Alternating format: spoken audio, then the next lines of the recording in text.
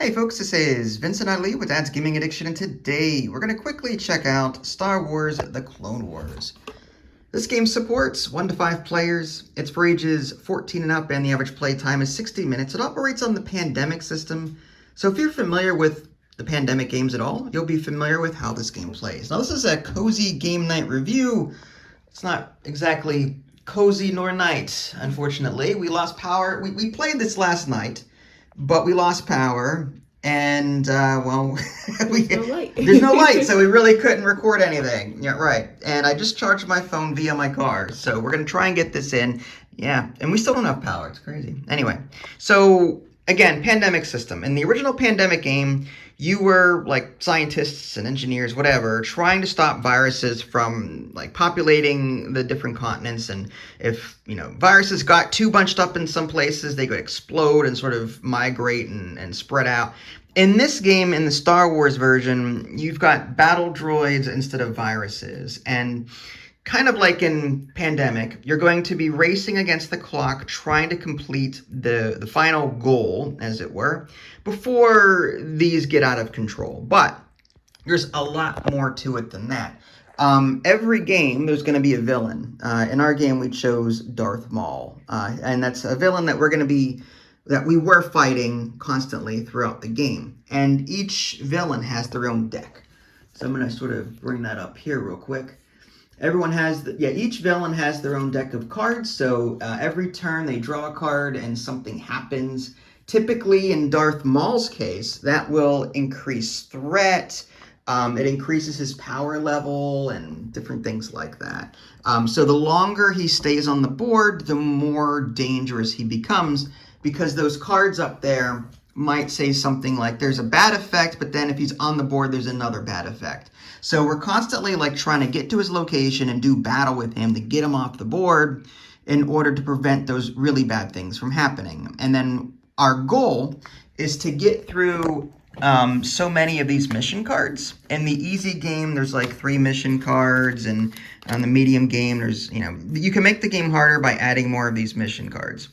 And what you're trying to do is you're trying to get to these planets, and you're trying to roll that many successes in order to complete this all in one go. And there's a die that you roll. There are successes there, like 2 successes there. This little blast icon means you take damage after resolving everything, and that's usually a bad thing. But there's only like maximum 3 successes on a die. So what you do is you supplement your die with cards with these icons. So in front of us are like cards that we're going to be getting throughout the game, and we can exhaust these cards in order to add successes to those missions. And we're trying to complete all of the missions in order to unlock the finale with the final boss. In this case, it was Darth Maul. Once we beat him, we win the game. So that's it. You get through the missions, you have a showdown with the villain, and hopefully you win. There are different villains in the game. There's Count Dooku, there's Asajj Ventress, there's General Grievous. Can't remember who else there is, if any. I think there's 5 or 4, something like that. Anyway, each one has their own deck of cards, so they behave in different ways. Each one also has its own miniature. Here's a quick look at the box insert there. So those are the gray ones are the villains, purple ones rather, whatever, and then the tan ones are the heroes. Speaking of heroes, each player is going to get their own hero that they can play as. I played as Obi-Wan Kenobi, and typically each hero gets a free action every turn. So in addition to the 4 actions you normally get, you also get some kind of free action. In Obi-Wan, I can draw cards, take one I like, and put 3 of them back, is typically how that works. And you played as Mace Windu, who was able to grab battle droids from adjacent planets. There we go. And here's a quick look at Mace Windu's card. Unfortunately, I'm not going to be able to get into all of the rules. We have covered this before on my channel, so if you want to see a complete playthrough, go check that out instead. This is just a quick overview. So, yeah, you pick a hero, you go around the board, you take care of these battle droids so they don't get all bunched up, because after 3 of them are on a planet, if another one spawns, then, threat goes up. You start adding blockades, and yeah, there's a limited supply. So if your supply is shall we say, exhausted and you're trying to add more, then your threat's going to go up even more. And if that threat gets all the way here, you lose. You're also going to be drawing cards from this invasion deck, and this is how, like in Pandemic, this is going to go up the track, and that will determine where the battle droids spawn as you continuously draw those cards. So yeah. So that's pretty much it. I'm sure there's a couple of other things I missed, but what did you think of this rendition of Pandemic? I thought it was good. I prefer probably the other Pandemic games. There was the Warcraft one. The Blizzard. I really liked that one. I don't remember it, but I think I liked that. It was the Lich King. We were fighting the Lich King, doing quests or whatever. I remember like the setup. I remember how it looked. I just don't remember how I played it. Yeah, right. But I like this one. I wish it had a little bit more meat.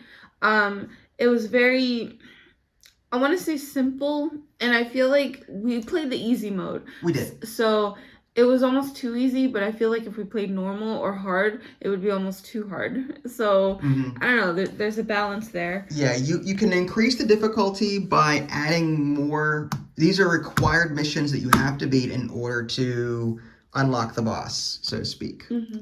So you can add, the more cards you add to the quest deck or whatever, the harder it gets, the mission deck.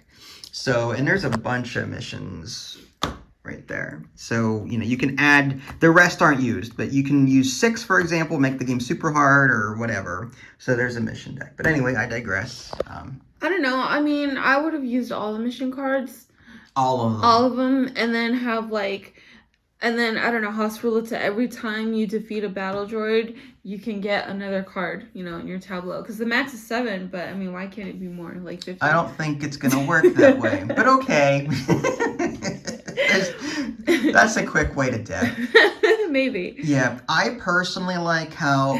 See, in Pandemic, it always played the same way. It was just viruses populating the continents, and it was the same strategy every time. Whereas with this game, you've got different villains that do different things. Dooku's deck has different ways of behaving than, say, Darth Maul's deck. Darth Maul is super aggressive in this game, and like he is in the series or in the movie.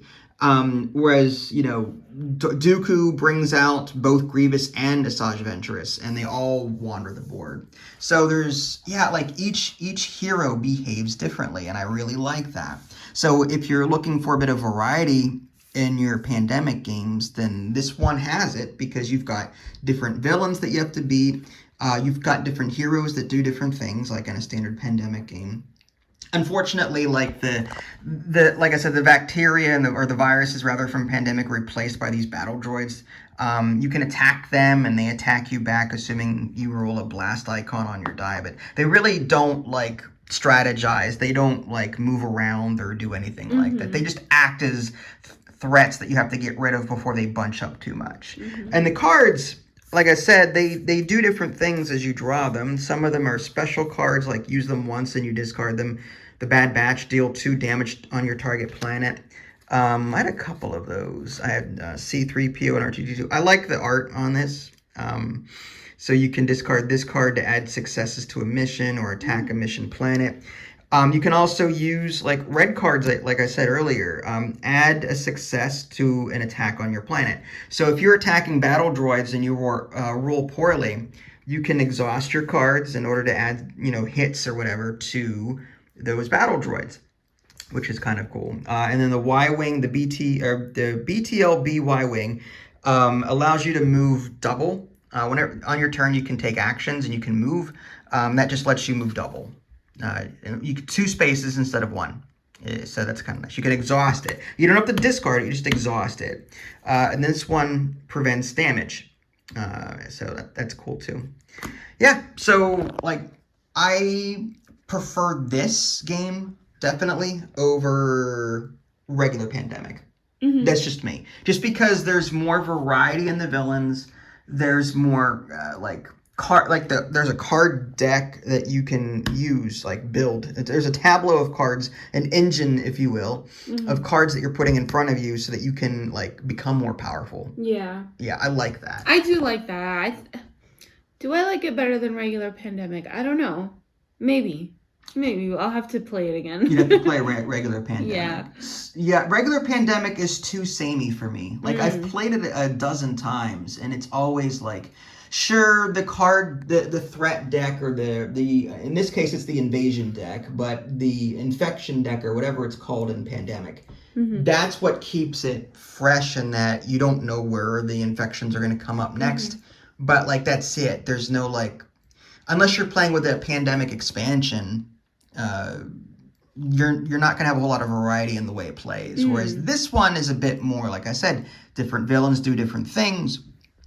These are target markers, and depending, like, if you have a quest here and a quest here that you have to beat, you put them on their matching locations or whatever. That way you can keep track of, oh yeah, the orange quest is here, the white quest is there. And then when the infection deck tells you to, it'll say put a battle droid on the orange marker. So that it's always going to add battle droids to the quest planet. So that's also another way to randomize it a bit more than just drawing that.